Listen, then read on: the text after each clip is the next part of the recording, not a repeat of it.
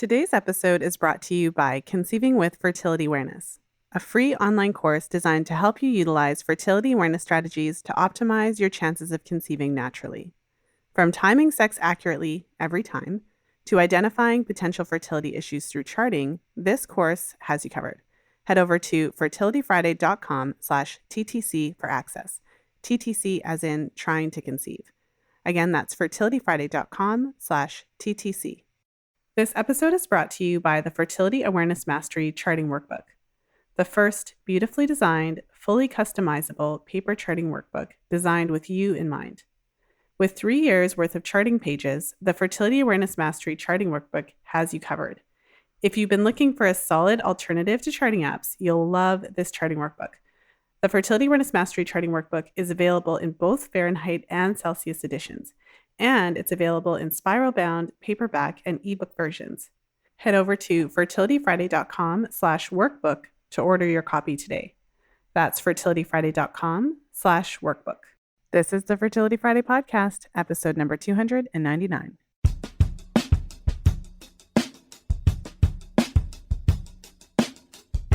Welcome to the Fertility Friday podcast, your source for information about the fertility awareness method and all things fertility.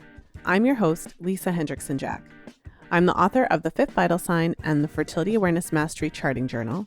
I'm a certified fertility awareness educator and holistic reproductive health practitioner with nearly 20 years of experience teaching women to connect to their fifth vital sign through menstrual cycle charting, balancing hormonal health, and optimizing the menstrual cycle without hormones.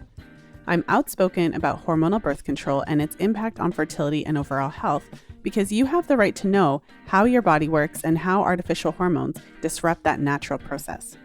I host live coaching programs to help you achieve optimal fertility and health because it's important to have healthy menstrual cycles regardless of whether or not you want to have babies. I'm also a wife and mother of 2 beautiful boys. I know, I'm a busy girl, but I managed to fit it all in. This podcast is designed to empower you to take full control of your cycles, your fertility, and your overall health. And I'm so excited that you're here with us today.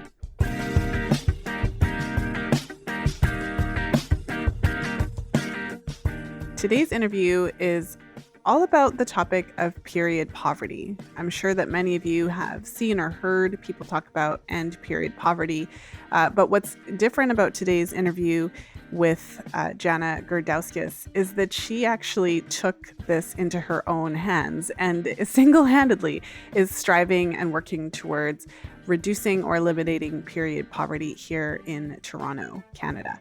And so my hope for this episode is that you're inspired and you can even start thinking about what you can do in your own community, especially if you're really passionate and eager to address issues around menstruation and period poverty. And one of the things that really comes to light in today's episode is considering women who don't necessarily have the resources and the means to purchase period products. What do they do when they have their period? And what are some of the ways that we can work together as a culture and as a community to just eradicate this?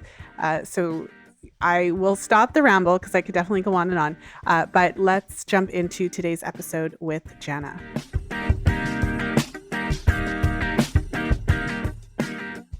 And I'm really excited to welcome my guest, Jana Gurdowskis, to the show today.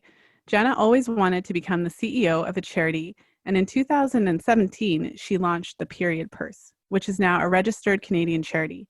From outreach support and supplying free menstrual supplies to over 23,000 people who menstruate in 14 cities, to educating the next generation about reusable period products, to advocating for policy change, the Period Purse is a strong menstrual movement fully run by passionate volunteers. Jana has now been recognized as a top woman of influence in 2018 and a Woman of Distinction Award from the YWCA Toronto in 2019. When she's not talking about periods, Jana is also a teacher who works in special education. And without further ado, welcome to the show, Jana. Thank you so much for being here. Thank you for having me.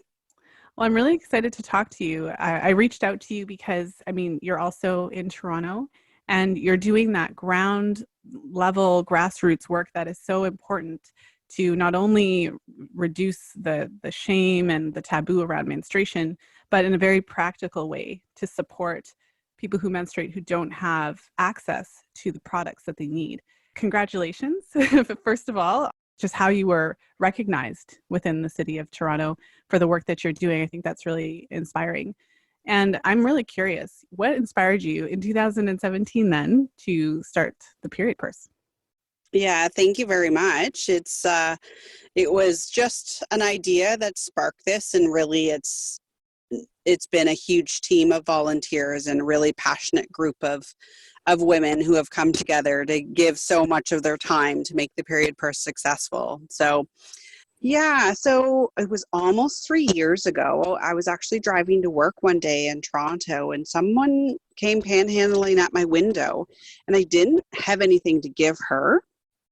But right there, I had that idea of like, wouldn't it be cool if I had like a used purse and just pulled stuff that was already in my closet, like extra soap and an extra scarf and toothpaste and a toothbrush. And I was kind of thinking about my linen closet. And when I went home and pulled stuff out, it's where I saw my menstrual products. And I had a big aha moment because I had never thought about what that woman living on the street does during her period.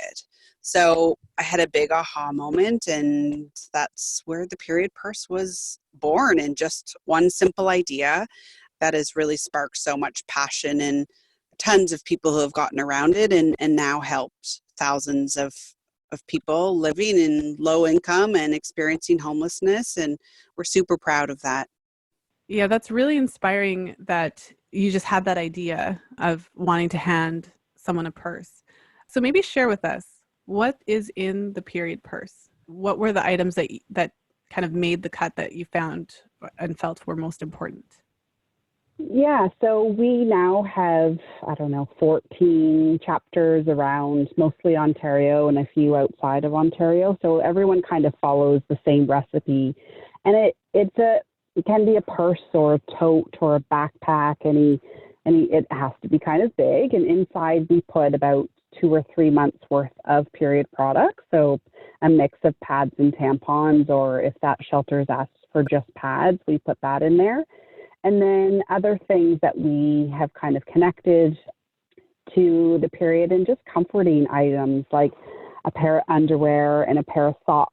That's really important for people who are experiencing homelessness. And then other things that we get, like we love washcloths, we love, bar of soap so they can clean themselves that way, or wipes that can be used. And then also it depends on what gets donated, but some other goodies might be a toothbrush or toothpaste or lip balm or something like that. And then we slide in one of our postcards that has a motivational message on them, just telling them that they're loved and where they are in their life right now isn't there forever. And it's really well received, because not only are they getting stuff they need just based on their body functions of the period, they're also getting some other nice comforting items and a sweet note from us. So that's what goes inside our period purse. It sounds like love. It sounds like you found all the ingredients of love to put it in that. Yes. As you were talking, I was just reflecting and thinking about my own experiences with menstruation. And I feel like, any woman and any person who menstruates has had that experience of, your period might surprise you maybe before you started charting your cycles, before you could predict when it's coming, but it comes and it surprises you. And being without period products for an hour or even like an afternoon can feel like the worst thing in the whole world. And I just was wondering if you could shed some light on what this experience is like for individuals who are experiencing homelessness, who I suppose I just can't fathom how you would manage your period. And I didn't know either. I had no idea. And that's where that question was, like, oh my goodness, what is this person doing when she gets her period each month? And you're right. I think that's a great start for you and me, who are privileged enough to always be able to afford our period products. And when I was younger, they were just in the bathroom for me. So I've always had that luxury of just being able to have them when I needed them. And we've all had that like oops mistake and kind of taking some toilet paper from the bathroom. And that is one thing that they do. They get very inventive. They do use paper towel from inside like a bathroom, a public bathroom they go to. They use socks. They'll roll up socks and use that as a pad. They'll use anything from newspapers to, old rag shirts and rip that up. So all of those things you can imagine are really unhealthy. They get a lot of infections. It feels awful when they're bleeding into their pants, and that lack of dignity also kind of peels away when they're having toilet paper or socks and using that as a pad. So they resort to a lot of things that are free for them. So it's a sad thing, but it's something that they need to do. We don't choose to get our period, and they don't choose the situation that they're in. And it's amazing that we can help a little bit and just make that small thing in their life simple and free and healthy for them. I could feel my anger rising and just a feeling of sadness when you were talking about that. Yeah. So the shelters then in Toronto, we could talk about in general, but because we're both located in Toronto, how then were the shelters managing up to this point, this particular, like the issue of periods? Yeah, that's a really good question. Of course, they often will take donations, but just like you and me, most people haven't thought of it, so they weren't donating pads and tampons. So sometimes I would hear from the women who have lived experience that sometimes they would get nothing if they went up and asked someone at the desk for something. Sometimes they would get one tampon for their entire period. And sometimes, so they had, a lot of times they would have nothing, and they would just kind of shrug and put their hands up. And really working on the advocacy bit with the City of Toronto the last year and a half, it's helped me understand the budget side and understanding where the money is. And yes, they do have money for hygiene products or products that are needed in the shelter, but the shelters are saying, like, we need it for cleaning supplies, and we need it for toilet paper, and we need it for hand soap. And they don't have leftover money, as we all can imagine, the shelters and the budgets they're given, whether it's a city-run shelter or a private shelter. They just didn't have leftover money in a pot to be able to purchase enough menstrual supplies for people who were using their services, whether it's 30 people a night or 100 people that might need products. So it's quite interesting. And when it's a topic that most people hadn't thought of, even this amazing city councillor in Toronto, her name's Kristen Wong-Tam, who's been an amazing champion for us. And she's so into helping those communities that are falling through the cracks and people don't think about. And that was something that she hadn't thought of, or the budget committee hadn't thought of. And why aren't we putting money towards something that's just a basic need and is needed for health? Yeah. Wow. So a question that came to mind, because I don't really know anything about the current shelter situation. Are the shelters divided based on sex identity? Are there men's shelters and women's shelters? Are there then shelters that accommodate all? Because my question because you're talking about, the budget for hygiene. And then I was thinking, okay, so if there's men's shelters and women's shelters, if they're divided that way, then would they just be giving them the same amount of money and not accounting for this additional need that women have? And it struck me that there is no specific line in the budget for menstrual products, which any woman would, or person who menstruates, would tell you that you can't choose whether or not you have to go to the bathroom if you have an emergency. It's like that, it's just something exactly. It's a bodily function that we have. Yeah. I think you know where I'm going I'll stop myself from ranting. Yeah, I often use that example for men who just are so confused at this topic. And I talk to them about, like, hey, we have toilet paper, and somewhere along that line that was needed and accepted, and it must have toilet paper in our bathrooms. And how would you feel if we took toilet paper away from you in public bathrooms? And the look on their face is, I think, their aha moment of, like, oh my goodness, you're right. That would not be good or clean or happy. Or so that's an example I use often to help people really understand of why we need that. Exactly what you said. Like, this is a function we can't help. So Toronto's a good example. Let's going back to your question, because they do have such a variety of shelters versus somewhere smaller like in Ajax or Sault Ste. Marie or something.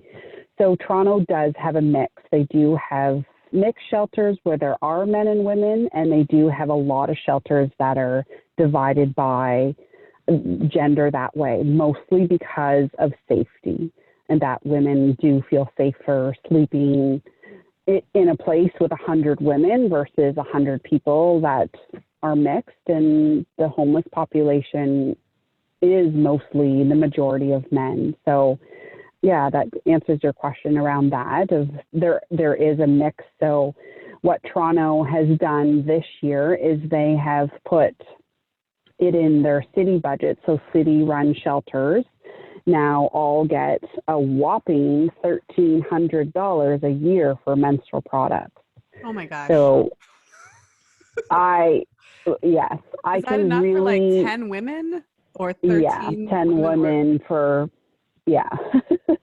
So I was very excited about that, and it's actually now gone a little bit deeper into the budget, so they don't have to debate it and vote on it every year. So even that going into 2020, I'm celebrating. But myself and the counselor also knew that, $1,300 per shelter is not enough, because think of a shelter that has 100 women. That's going to last them 1 month's supply. So maybe we have to take the small wins and the little steps. And also it was a budget line that they weren't adding to the hygiene products. It was actually a budget line for menstrual products, which was a win for us. So that's where we've started, and it's only going up from here, but that's an easy way. And it was a little bit of a fight on different levels of why this is needed and why the shelters aren't providing it and the problems there. And it took a lot of explaining from the shelter side too, of they just didn't have leftover money for it. And yes, we actually should provide it to people just like we provide soap and toilet paper. But that's how Toronto is one of the first, I think, the first city in Canada that is supplying it to their shelters and giving money that way. There have been different communities and cities that have come on in different aspects, whether it's in City Hall or community centers and supplying it there. But Toronto is the first city that's come forward and supported money to their city-run shelters, which is pretty great. It's amazing, and it's also appalling at the same time. It's amazing that Toronto's making this important, putting a line on the budget. But it's also just appalling that even though they're acknowledging that this is a need, it took so much advocacy and education to even get it acknowledged as a need. And I'll just say, I mean, the amount that they provided is totally out to lunch. And it just shows that even though you're going to great lengths to justify and explain and educate around why this is an issue, it's just completely oblivious. And it makes me think of a lot of different things. One, it makes me think that, I mean, menstruation it's almost like if you think about the advertising when I was a little girl, they always use the blue liquid. And the whole idea of menstrual products and the whole idea of junior high sex education was to make sure that no one ever knew that you were menstruating. The whole purpose is so that no one ever knows. And having it so secretive, or not secret, but private, or having it completely like you live in the world and I suppose you could say men or individuals who do not menstruate can go about their lives. It's just not even realizing that this is happening. So because it's so hidden, it sets the stage for this kind of foolishness where you actually have to explain that it's a bodily function and it's not optional. So I feel like I'm just chewing on everything that you just said. Yeah, it's so true. And that's where we found when we start peeling those, all the reasons why, and this was a struggle, and now it's just like just a little bit to help them out. There has been municipalities like Hamilton and recently Cambridge and Kitchener-Waterloo that debated this, and they got turned down. So they voted no to support these products. And when Hamilton voted no back in the spring, it was another proof that this education really needs to happen. And when we peel all those layers of like everything from slipping our tampons up our sleeve to it being secretive to the blue liquid, it all goes back to that shame piece. And that you and I and the counselors that are sitting in different cities and making decisions have grown up with a shame of period, therefore not knowing very much about it. And that lack of knowledge and understanding makes us, one, not even think about what somebody's doing, even in low income or experiencing homelessness, what they do on their period, to the bigger decisions of like, you're right, we need to support this, and this should not even be debated. And we should be doing it now that we know more about this. So yeah, there's so many layers to it, and that's why we've been working on different campaigns. We recently had a video campaign out there around saying the word period and how stigmatized just that word is, to educating the next generation, because like anything, they're our next hope in getting them to understand that periods are normal and they're just part of health, and that they're going to say that word and not use all those other words that we have created around periods. So they know that it's okay and they can talk freely about it. And hopefully when one of those next young generation is sitting on a city council, they can make the right decision. Mm-hmm. There's something that keeps going through my mind. So a little bit of a throwback. So when I was a university student at the University of Alberta, there were buildings where on the top floors, there were no women's bathrooms. Like just no women's bathrooms. And when they built the buildings back in whatever early 1900s, the thought was that there would never be a need to have a women's bathroom up here because we would never have a female professor. So it was structurally in the building. So now you have female professors in the buildings that I walk the halls in. So I, went to that school. I don't know if it's since changed. Anyone who's listening who's gone to University of Alberta, some of those buildings in the social sciences, I can't speak to all the buildings, did not have bathrooms. And so the female staff would actually have to then go to another level to go to the bathroom, whereas their male colleagues would have the bathroom on the floor. Right.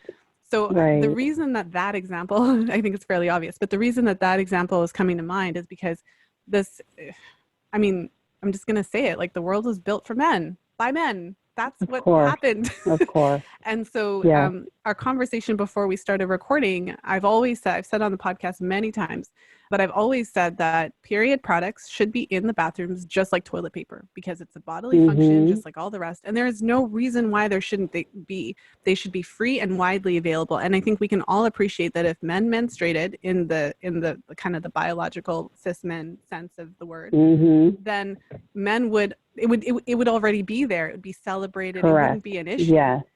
And so, you got it. Well, and this issue, it would still be an issue for individuals who are homeless. It would still be an issue. However, if all public bathrooms just if there was legislation that they had to have menstrual products, it would be a much different conversation. And this leads me to a question that I have, because period products are way too expensive. It's completely out of control. There's so many individuals who are making so much money off of our bodily functions that doesn't even make sense. Yes, billions of dollars. And that's the same companies who also made us feel shame about it and did the blue liquid, and now they're making millions off it. So yes. Well, and so then the question out of that, toilet paper is also expensive, but not, right? Like it's expensive, but not. Obviously, if you run a big corporation, if you own 100 McDonald's restaurants, like toilet paper you can get wholesale. This has been organized.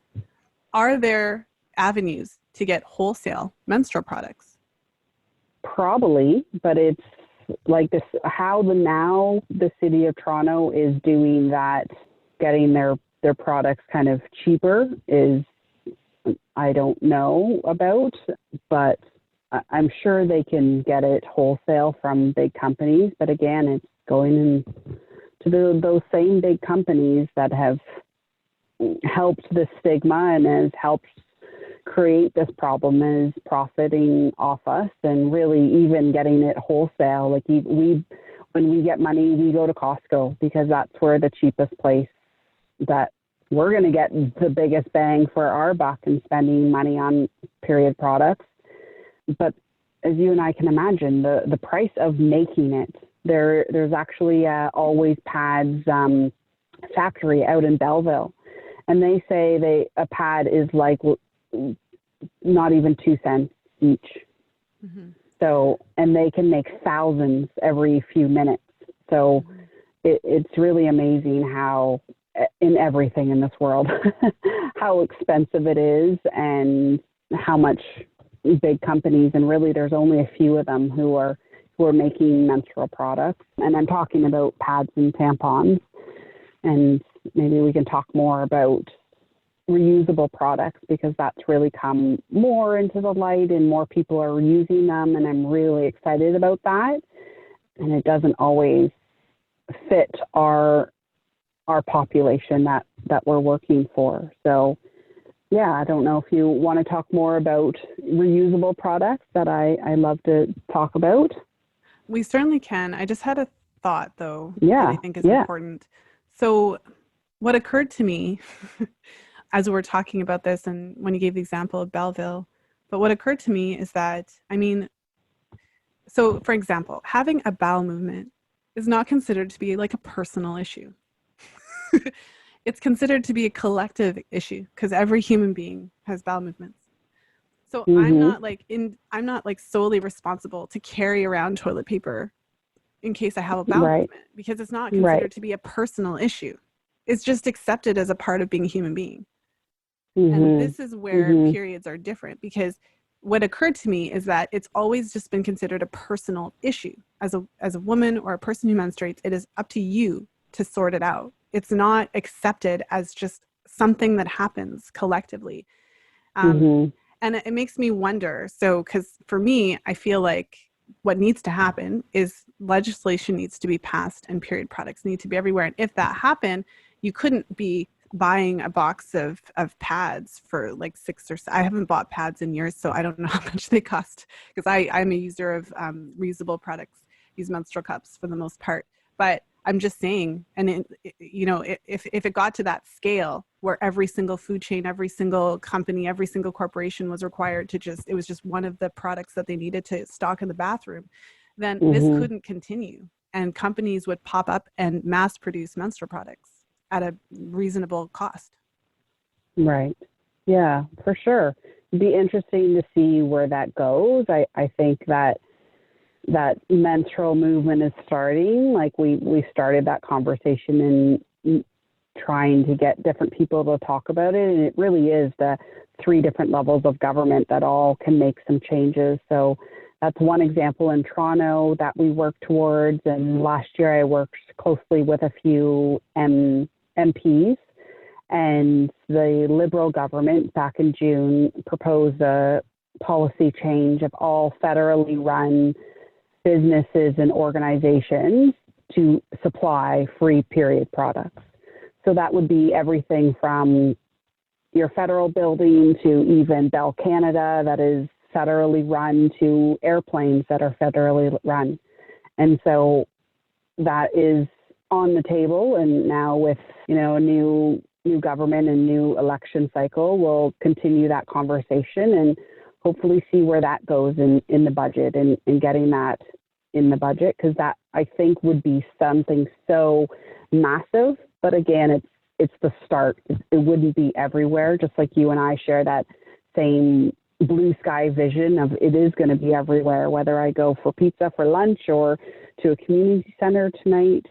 It's going to be everywhere, but it is those different levels of government supporting it and also companies saying, you're right, this is important. We supply hand soap and toilet paper. We need to have free menstrual products in the bathroom as well. So hopefully little by little we will get there, and I'm excited to see it happen. Well, and what I love about the work that you do is that for me, it's hot air. I've got my podcast and I'm saying, this is what I want to see. And I've always said that. I can't remember when I started saying it. It's been years, because it just, to me, everything else, any other option is illogical. But what I really appreciate about what you're doing is that you just took to the streets essentially and just started making this a reality and started bringing this item to, even as you mentioned, to the individuals in different levels of government who had just never thought of it. It's not even that they're opposed. It just had never been brought to their attention. Exactly. Yeah. Well, yeah. And I remember one MP last year who's very well known in this country, and we were talking about it, and she said, but why? Why isn't it everywhere? And kind of like what you were asking. And I said to her, because historically, who has been at the decision table? It's been men who don't menstruate. And the look on her face was just like, oh my gosh, you're right. And exactly what you said, like cis men and don't menstruate. And so they've never had to think about this. They've never known very much about this naturally body function that you and I have. So it's never been on the table for discussion, and it's never had to be made as a decision. So it's time to start shifting that. So thank you for talking about it. Well, of course. Well, and as we're talking about, it's certainly not a special consideration or a concession. I feel like that's how it could be, interpreted as or discussed. This is a special request. No, this is not a request. It's not a special concession. We're human beings. Right. Essentially, I'm saying I would like you to extend the same level of dignity that you do for yourself.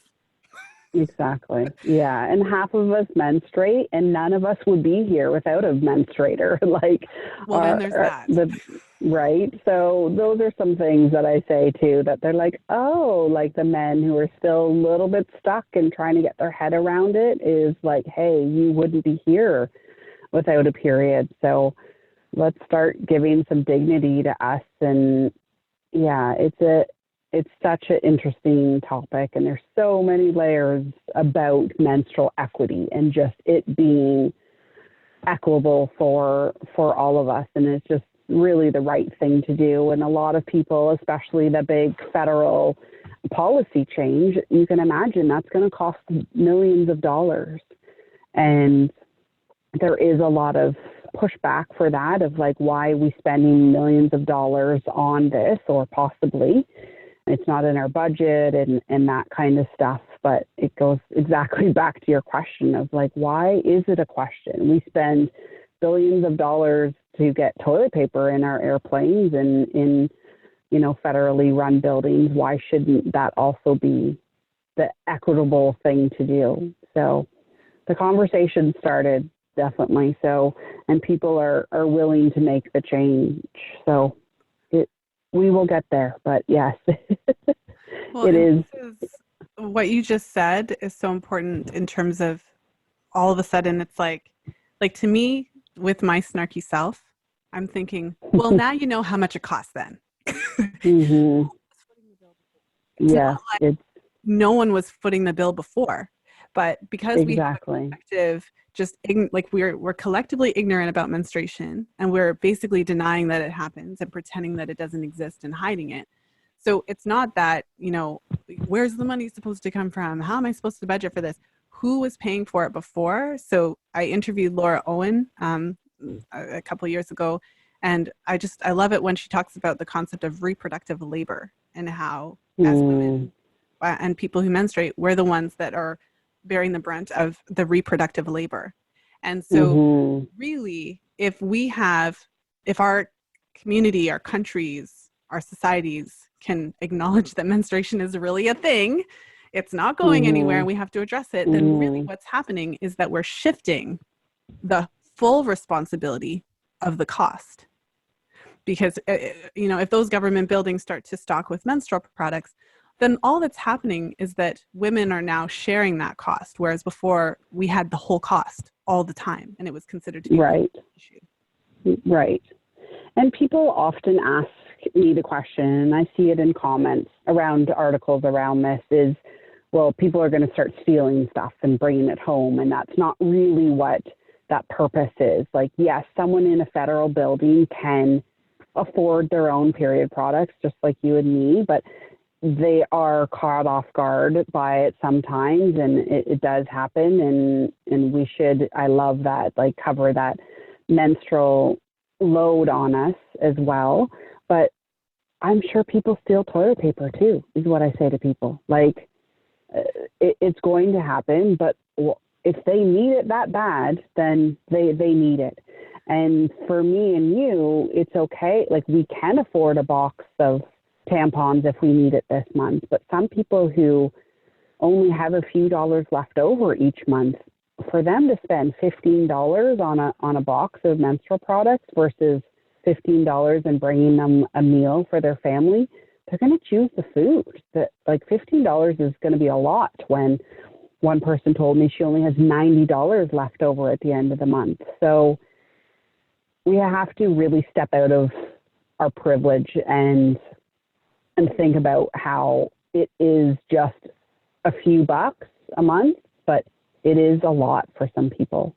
And that's important for me to really shift my thinking, and probably those people who in those municipalities who have voted no to this, they really need to shift their privilege, because that's really what privilege looks like, of like, hey, this isn't important and they don't need it, and we don't need to support this because, quote unquote, it's not a lot of money for each person. So yeah, thank you for sharing that about the menstrual labor. It's an important thing for us to think about, for sure. I just wanted to jump into today's episode with a quick message from the show sponsor, Conceiving with Fertility Awareness. This is my free online course designed to help you utilize fertility awareness strategies to optimize your chances of conceiving naturally. From timing sex accurately every single time to identifying potential fertility issues through charting, this course has you covered. Head over to fertilityfriday.com/TTC for access. That's TTC as in trying to conceive. Again, that's fertilityfriday.com/TTC. Now let's jump back into today's episode.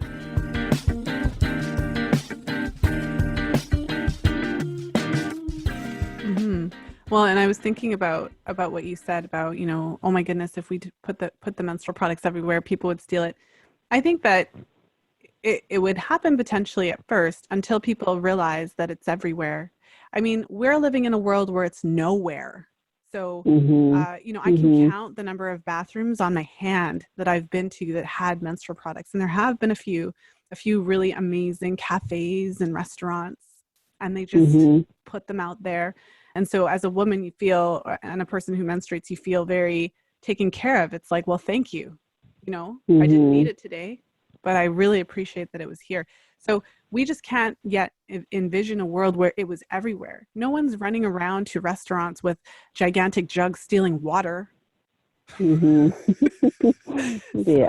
Because water's everywhere.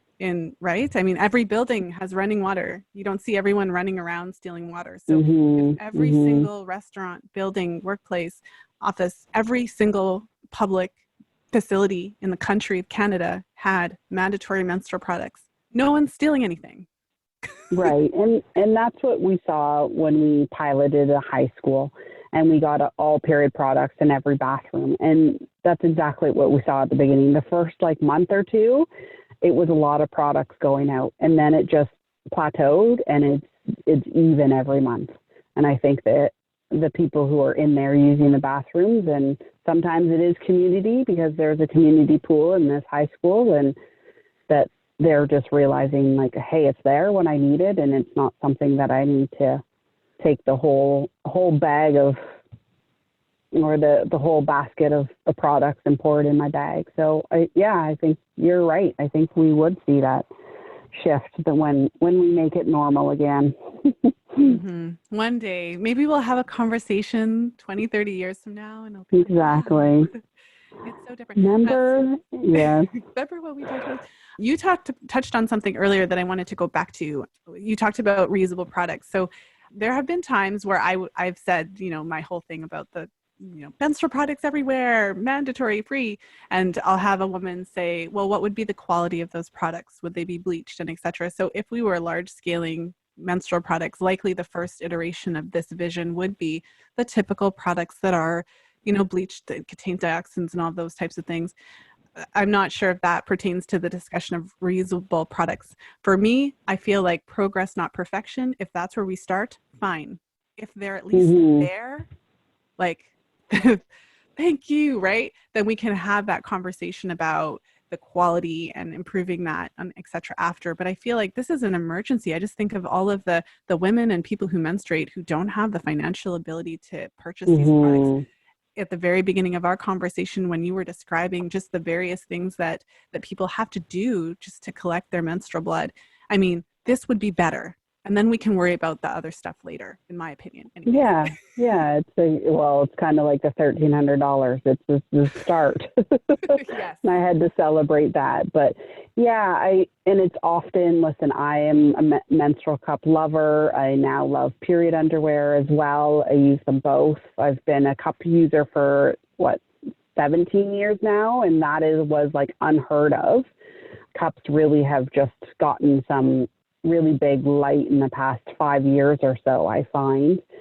So I do think it's a really important and easy part, why I switched for it is the easy thing for me to do for the environment and all that stuff that we're throwing away. But when we look at that population that the Period Purse Outreach Program is serving, with people of low income to people experiencing homelessness, it's not a fit for them. And people often say, hey, like, what about a cup? Can't you just give them cups rather than like the endless supplies of pads and tampons? And there's a few reasons. Water and access to clean water. People who know about menstrual cups and use them and want to learn more about them, obviously you need to have access to clean water and being able to empty it out properly, clean it properly so you don't get infections. So that's a problem with them. If you and I ask all our friends if they want to use a cup, half of them are going to say no. They don't want to. Everyone is kind of on their favorite product, and that person might love pads and she always uses pads, and that's just their product of choice. So it's not everyone's choice as well. So us just handing out menstrual cups in Toronto shelters is not the right thing, because a lot of people don't want to use it. People who are experiencing homelessness do have a very high statistic of sexual assault.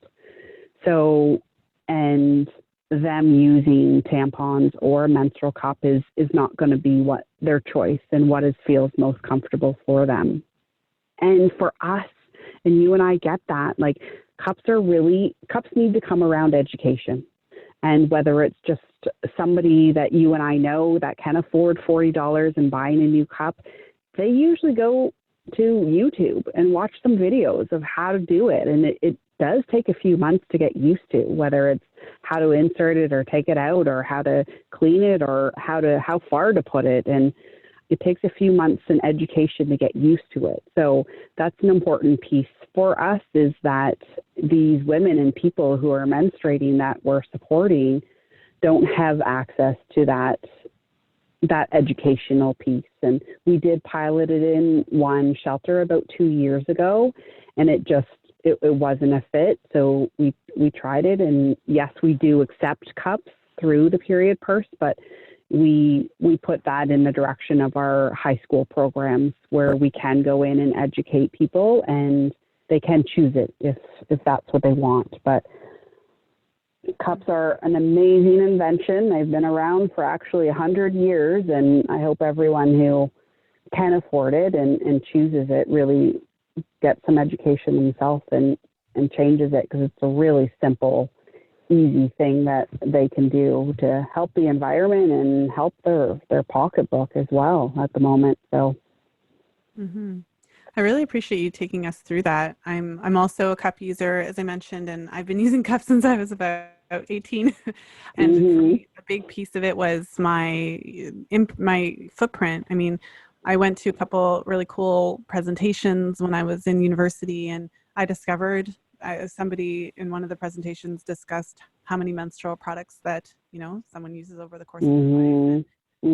All that, how it goes in the landfill, and many of these products are not biodegradable, so they just live on forever. So for me, that was one of the really big reasons. But using it, I found that what I always say is the cup was designed for what I actually have, because I don't have, surprise, surprise, I don't have blue liquid. So sometimes the pads don't work as well as you want, or sometimes the tampons don't work as well as you want, depending on the amount of flow and the comfort.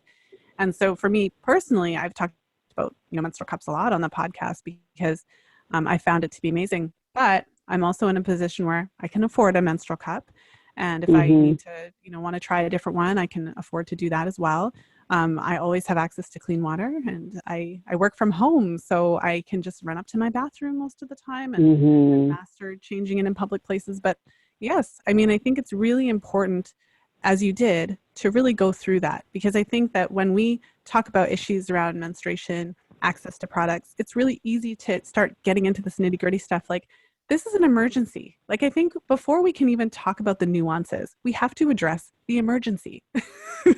It's like if you had, someone's holding a huge barrel of water and there's like a hole streaming out of it. Before you can discuss in detail the quality of product that you're going to use to fill the hole, and before you can have that conversation, you have to fill the hole. You have to do something.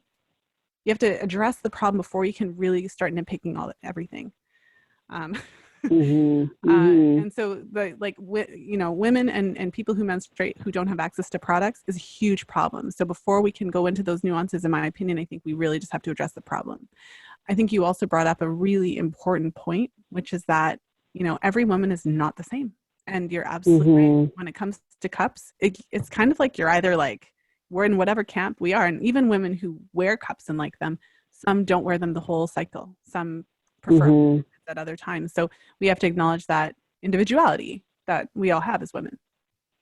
Right. Yeah, for sure. And that was new to me a few years ago when we got a good donation of some cups, and I asked, our core volunteers, and hey, here's a cup and here's a cup, and giving out a cup to everyone. And, half of them took them. And these are, so that was a big, wow, like, you don't want it? No, like, I don't really want to try it. It's kind of weird and gross to me. I'm happy with my pads. So these are people who haven't lived in shelters or experienced sexual assault or can afford it if they had to go buy it, or like you said, like, that cup doesn't fit, so I had to try like 2 or 3 before I found a cup that I wanted to. So yeah, it's an important piece for us. And again, people don't realize it. They suggest it to us often, like, hey, why don't you just give out cups?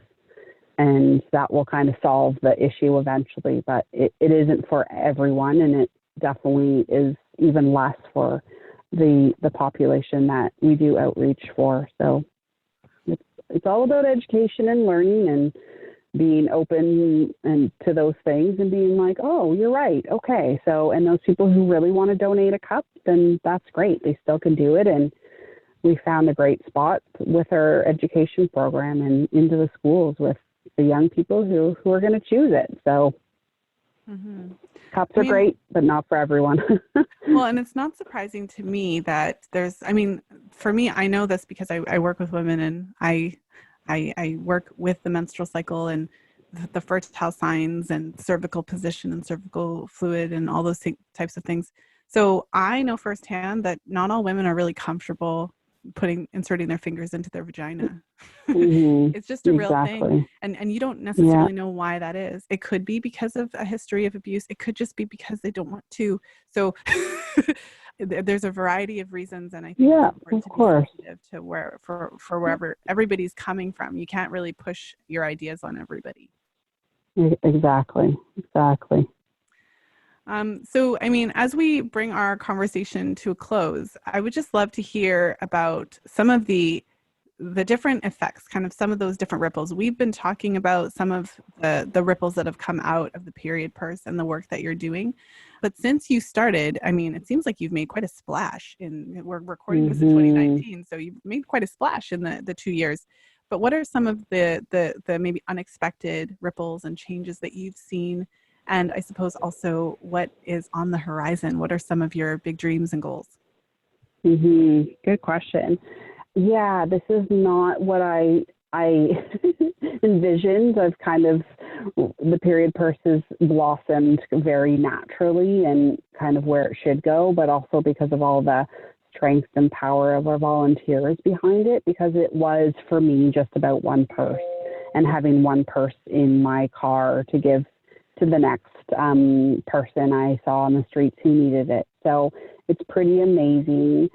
I have been so overjoyed, and it's been in a nice way overwhelming to see the policy change that has happened in different levels of government, and that has just started. And that is because of our voice and some meetings and education and finding the right people who actually can get on board with this and take it forward and stand up in the House of Commons and talk about periods and fight for somebody who is privileged and a man and voting no against it. So that has been amazing because we have seen how our power and our voice really can make big policy changes that are well beyond us. So we're excited for that. So I think we're going to continue with some advocacy work and finding the right people and the right places to continue to roll that out. So we do see it in more places and more cities and more places because it's the right thing to do around menstrual equity. And we're also really excited to get going with our educational program and getting into schools to just talk about that stigma piece, because we found that is a big barrier to so many of these other problems. So getting into schools, talking to young people about periods, just, hey, let's say period and say it again and be proud of it and kind of give them a one-on-one about periods, teaching them about period poverty and opening their minds to that issue in our world that happens in every city. And also teaching them about reusable products, because the earth has become such a great, big, hot topic.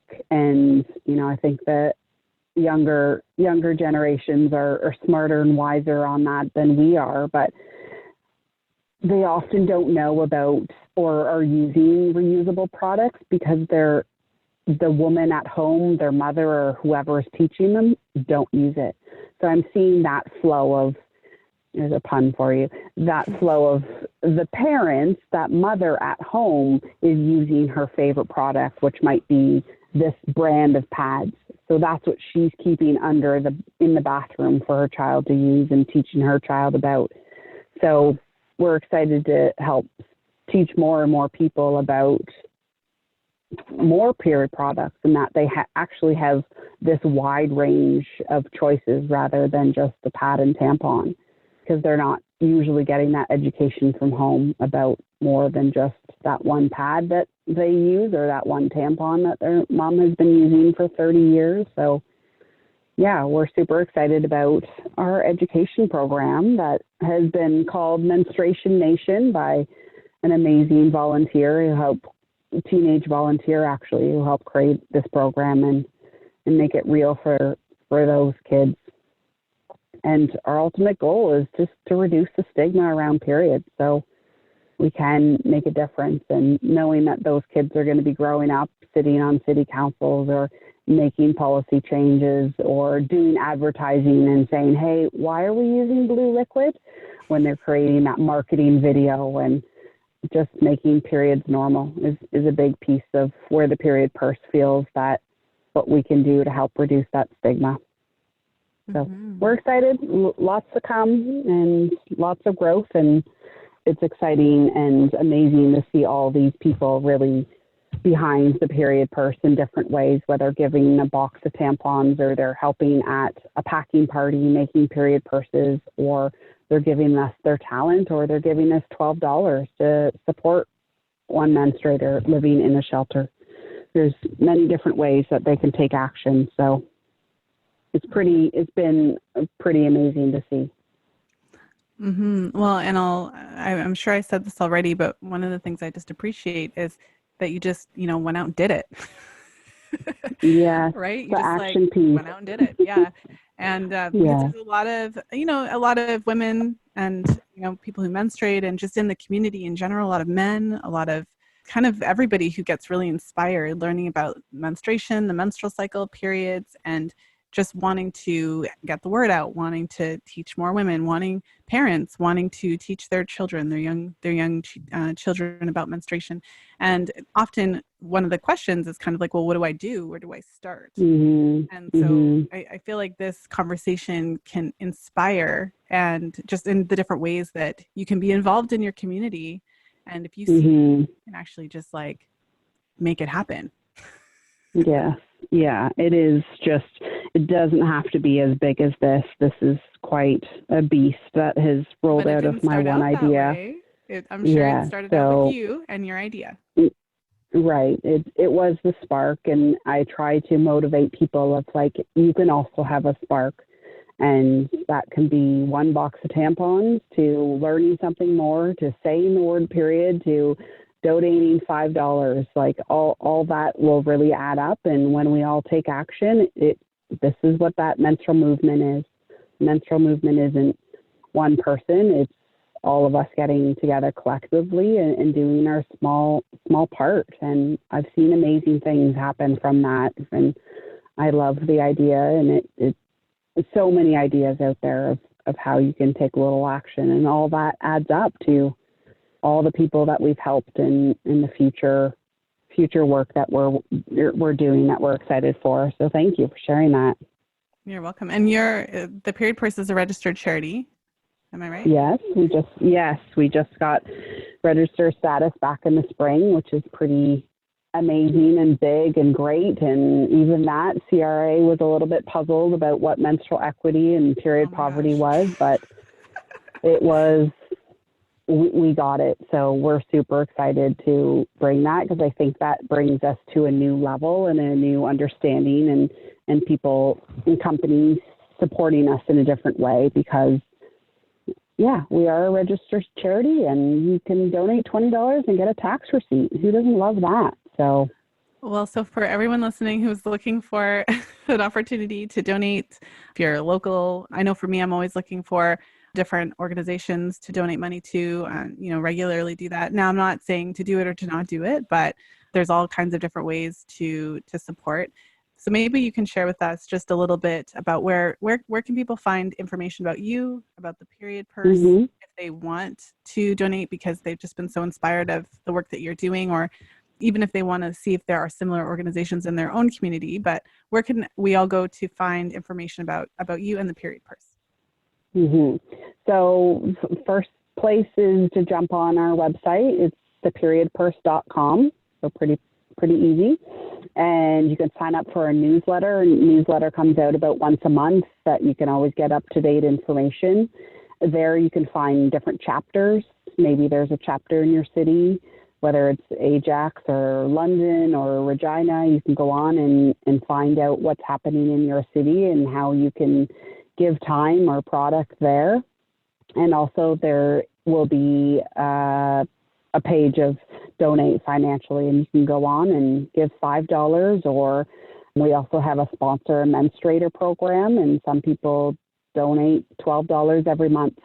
And that is you're sponsoring one menstruator a month and getting their period products. So, and of course, we have a super fun social media manager. We're on Instagram and Twitter and Facebook. You can find us at the Period Purse. So those are always great places to follow. And even just spreading our word and sharing our page with your friends, saying, hey friends, like, you need to check this out, is another simple and easy way to help spread the message around period poverty and menstrual equity. And reduce the stigma around this word menstruation and period and make it normal again. And it's an easy way for you to do it. We've recently come out with 3 little commercials around say the word period. So you can go on our social media at the Period Purse and check those out. They're quite funny and quite brilliant. Made for us again by a great donation of a marketing company here in Toronto. So all our partners, it's amazing to see us move forward with everyone's support. Oh, that's awesome. I'll make sure to link all of the links that you mentioned in the show notes page. So for the listeners on the go, you don't have to worry about writing it all down. And I just want to thank you again for coming on the show. I really enjoyed our conversation. It was an important one. I did a lot of deep breathing and redirecting the angry feelings that come up for me. And I think it's really just important to continue having these periods, right? I just said that. That was a Freudian slip. Exactly. But we're going to continue having the periods. We already talked about that, but we need to continue having these conversations and really just bring periods into the light. If it makes people uncomfortable, just sit with it because we're going to keep talking about it. None of us would be here without a period. So let's just say the word, people. Every single person on earth is here because of his or her mother's menstrual blood. Yes. Period. So, end quote. Period. Pun intended. Well, Jana, thank you so much. Thank you for having me. It's so important, and I appreciate you asking great questions and really spreading the word on this. So thank you. Thank you for listening. If you enjoyed today's show, please share it with a friend. You'll find the show notes page for today's episode over at fertilityfriday.com/299. Thank you for listening. I hope that you enjoyed today's episode. I mean, this is a really important and inspiring podcast episode because it doesn't just stop in your earbuds. This is something that many of us have the ability either to jump in and support if something like this is already happening in our communities. But there are some of you who are listening who have the ability to actually start something like this on the ground floor in your own communities, or have an organization that already is addressing this and you could potentially add to that. Or maybe there are organizations that you could partner with in your community who could help to make period products accessible to women in need. And as I always say, any chance I get, I will always make a point of saying that I do believe firmly that period products, menstrual products, should be in every public bathroom. It should be required. It should be legislated and mandated. And it is an opportunity for companies who are then able to, manufacture large scale operations, producing period products in bulk. But ultimately, this is a basic bodily function that half of the population must deal with. And so there's no reason why this should even be an issue. There's no reason, in my opinion, why there shouldn't be period products available in every public bathroom. And that just shouldn't be how it is in life. So that's something to think about. I keep hoping that if I talk about it, that somehow an opportunity or a way will open up for this to actually happen. And whether it takes a little while or many years or a decade or more, it's something that should already be happening. So if anybody knows anybody, let's get this moving along. So I hope that you enjoyed today's episode. I hope it was inspiring to you. We'll be talking about today's episode over in the Fertility Friday Facebook community. So if you're not in there already, fertilityfriday.com/community, let's talk about ways that we can end period poverty in our own communities, in our own backyard. What can we do in our own neighborhoods? What can we do about this? Let's talk about it and see if we can brainstorm some great ideas. And so if this episode inspired you, if you know somebody who would benefit from hearing it, the link is fertilityfriday.com/299. And with that said, thank you so much for spending some time with me today, for taking some time out of your busy day, week, weekend. And of course, as always, until next time, be well and happy charting.